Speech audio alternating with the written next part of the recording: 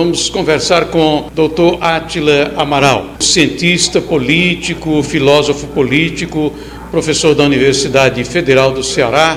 Dr. Átila Amaral, qual a possível saída para o ditador Nicolás Maduro, sobretudo diante da recusa da oposição venezuelana em acolher esse resultado apresentado aí pela autoridade eleitoral da Venezuela, mas também da comunidade internacional? Tem saída para o ditador Nicolás Maduro?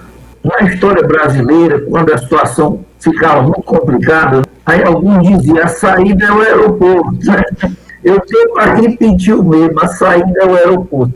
A saída, na verdade, já foi colocada antes mesmo da eleição. Ou seja, se houver um processo eleitoral feito com lisura, quem ganhasse faria uma transição democrática. Só que uma transição democrática feita pelo ditador que está no poder, controlando tudo, é difícil. Geralmente ele só faz isso quando ele se sente premido por circunstâncias muito adversas. A situação deteriorou. Os sinais de corrupção eleitoral são grandes, que o processo não foi conduzido com lisura. Mas, enquanto houver alguma forma de resistir para permanecer no poder, a tendência do ditador é de permanecer numa situação em que ele é aquele que decide tudo, que manda em tudo e que influencia a vida nacional. Talvez a deterioração desse quadro o coloque numa posição de ter que sair do país, levando a família, ou de estabelecer algum tipo de acordo. Porque já houve a expulsão de missões diplomáticas da Argentina, do Chile, da Costa Rica, Peru, Panamá, República Dominicana e Uruguai.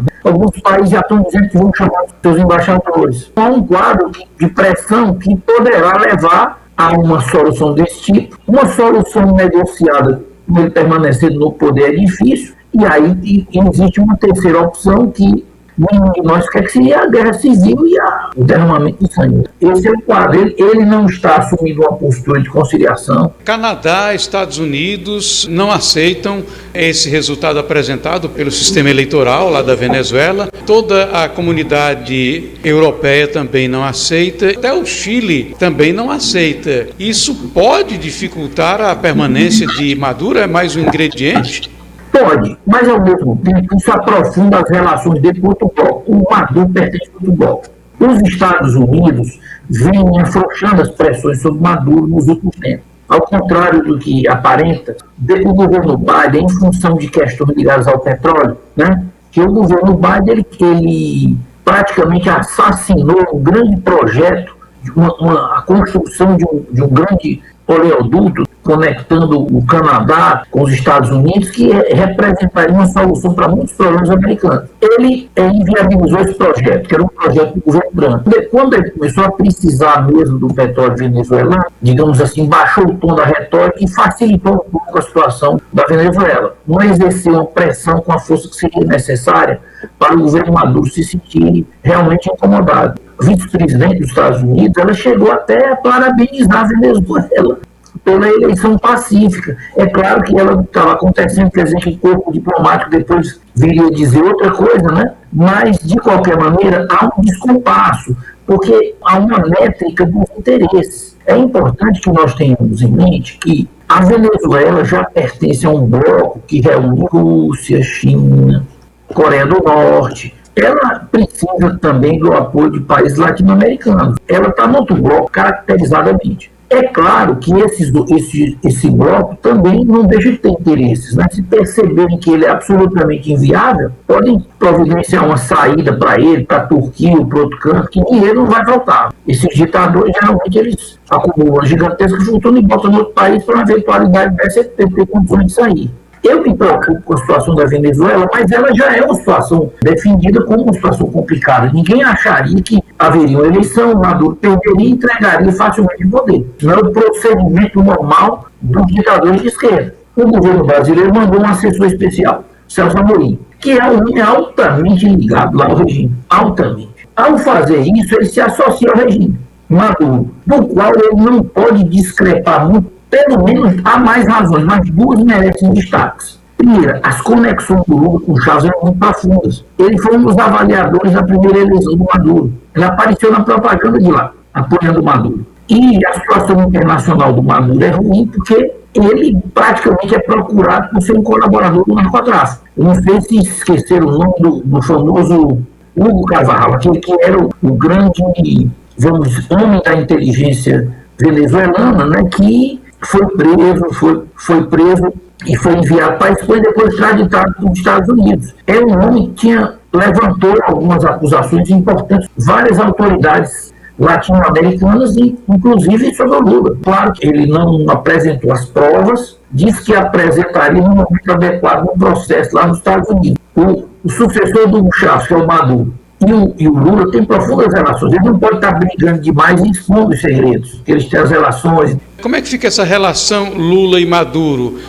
Naturalmente que eu não sou conhecedor das confidências entre os dois, mas a gente sabe que são pessoas falantes que falam demais, são pessoas que criticam demais. Quando elas estão caladas, não é a natureza delas, é porque tem algum fator que faz com que elas pensem bem antes de falar. Eles sabem que se começarem um atrito, né, eles podem trazer à luz coisas que podem comprometer os dois, ou pelo menos um deles. Além disso, há um outro fator que eles estão nessa grande tentativa aí de realinhamento geopolítico que se chama do Sul Global, unindo Rússia, China e os países da África. Eles estão envolvidos com todo esse processo. E há um fator que nós não falamos ainda, mas que ele merece ser destacado, que é o seguinte: as analogias da eleição de lá com aqui. É claro que lá existe uma ditadura claramente estabelecida e aprofundada. E aqui nós temos uma situação que não é tão fática quanto lá, mas que tem os seus problemas também. Na eleição, houve uma série de restrições ao candidato da situação, feitas pelo judiciário, que, na visão de muitos, foi significativo para definir o resultado, que a diferença foi de 2.400.000 votos. Ele não pode falar demais, porque também tem o seguinte: ele dizer uma coisa, o corpo diplomático dizer outra coisa, pode parecer contraditório, mas cria uma confusão. Não tem que as pessoas entendam exatamente o que está acontecendo. Ele já disse hoje que não houve nada demais, ele fica vendo o jornal, aí parece que foi uma terceira guerra mundial, mas foi, tá. Ele está dizendo que está tudo normal. Aí o corpo diplomático dele diz: não, vamos ter cautela e tal, e o povo fica mesmo sem saber o que é. É claro que a mídia, a própria mídia já está falando e levantando o fato de que houve irregularidades, de que não houve transparência. Mas isso cria uma confusão. Doutor Átila, seria uma transição de realinhamento político sem problemas para o presidente Lula? Vai ser fácil para ele fazer esse realinhamento? Não é um processo tão fácil, não é. Mas ele vai testando. A natureza dele é falar demais, você concorda? Então, quando tem algo que ele pode falar, ele fala até o que não é apropriado. Quando ele está calado, pensativo, é porque pode ser que tenha alguma coisa que o comprometa. É claro que num processo desse, geralmente, o político ou o estadista, ele dá um cravo na ferradura, para se a coisa não der certo, ele tem como voltar. Só que existe um momento que não tem volta. O que facilita um pouco, no caso dele, esse processo, é o fato de que o nosso principal parceiro comercial hoje é a China. Está fácil porque o governo Biden, que é realmente, na minha visão, o avalizador último do governo Lula, foi o governo Biden, houve uma sinalização diplomatas americanos de que qualquer intervenção militar seria vista como necessariamente um desafio à democracia. É claro que aquela situação do final do governo Bolsonaro era o seguinte: ele queria tomar algumas medidas que estão na Constituição, mas que seriam questionadas politicamente pela esquerda e seriam identificadas como um assalto ao Estado Democrático. Ele precisava de uma sinalização dos militares, porque enquanto isso não fosse definido no Congresso, ele precisava de força real para manter o poder. Os militares não se sentiram convidados a interferir, grande parte porque essas representações diplomáticas americanas tinham dito aqui que qualquer posicionamento dele seria interpretado como uma afronta à democracia. E, claro, esses instrumentos, eles existem constitucionalmente, mas aqui eles não seriam interpretados como o uso normal da Constituição. Então, isso daria um conflito, e até ele ser dirimido nas instâncias, em especial no legislativo, seria necessário um suporte militar para garantir esse período. E aí, como esse suporte militar não ocorreria, o presidente pensou, achou que era melhor não fazer. Ele poderia fazer sem falar com militares, mas aí ele correria o risco grande demais, né? Foi uma situação, eu acho que ele comunicou pessimamente isso, naquele finalzinho do governo, ele não passou essa ideia, ele ficou tentando resolver as coisas lá internamente, isso afeta psicologicamente, o Maduro possivelmente, nesse contexto, deve estar já psicologicamente desnorteado, e aí nós vamos torcer para que não aconteça um banho de sangue. Já morreram cerca de 6 pessoas, e claro que nós não queremos, não é do nosso interesse que morra ninguém, nenhuma pessoa. Mas, num contexto desse, se não for solucionado politicamente, que é os agentes, há um grande problema, o poder americano está se consumindo com as querelas internas lá, na eleição, substituição do Biden. Foi um processo altamente cruel, no sentido de que o mesmo pessoal que o colocou lá escondeu a doença dele, e 10 dias o tirou. Maduro, ele vai conseguir se sustentar? O plano dele tem, né? Porque não precisa ser nenhum gênio para saber que mesmo que ele permaneça, para ele permanecer, se não houver um banho de sangue radical, vai haver uma situação contínua de tensão.